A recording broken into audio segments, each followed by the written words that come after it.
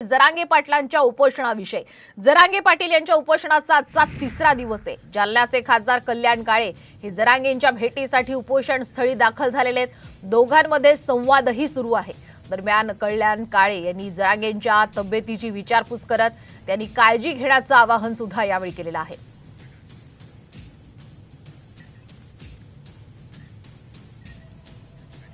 जरांगे पाटलांच्या उपोषण स्थळी आता जालन्याचे खासदार पोहोचलेले आहेत। अधिकचे अपडेट घेऊयात आमचे प्रतिनिधी डॉक्टर माधव सावरगाव यांच्याकडून। माधव, आपण पाहतोय आता जरांगेंच्या भेटीसाठी जालन्याचे नवनिर्वाचित खासदार कल्याण काळे पोहोचलेले आहेत। काय अधिकचे अपडेट?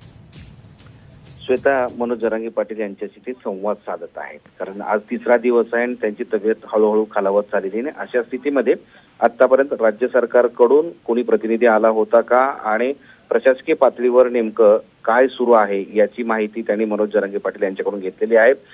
खासदार झाल्यानंतर ते पहिल्यांदाच मनोज जरांगे पाटील यांच्या भेटीला आलेले आहेत आणि ते उपोषणाला सुद्धा पाठिंबा दिलेला आहे आणि उपोषणाच्या माध्यमातून जे प्रश्न राज्यासमोर मांडलेत, राज्य सरकारसमोर मांडलेले आहेत, ते पूर्ण करण्यासाठी आपणही प्रयत्नशील आहोत असं त्यांना आश्वासित केलेलं आहे। आता बऱ्याच वेळापासून त्यांच्यासोबत संवाद सुरू आहे। सोबत त्यांचं असं म्हणणं आहे की तिसरा दिवस असल्यानंतर सुद्धा सरकारकडून जर कोणी येत नसेल तर सरकारने तातडीने दखल घेतली पाहिजे, कारण तब्येत यापूर्वीपेक्षा अधिक खालावत चाललेली आहे। आणि अशा स्थितीमध्ये निवडणुकामध्ये जो निकाल आलेला आहे त्या निकालाचा विचार तरी सरकारने करावा आणि त्या दृष्टीनं मराठा समाजाला न्याय द्यावा अशी एक भूमिका त्यांनी मांडलेली आहे। तेव्हा आता दोघांचा संवाद नेमका कशा पद्धतीने कुठल्या मुद्द्यावर झाला हे थोड्याच वेळात पत्रकार परिषदेमध्ये श्वेता सांगणार आहेत। अगदी धन्यवाद आपण दिलेल्या संपूर्ण अपडेट बद्दल।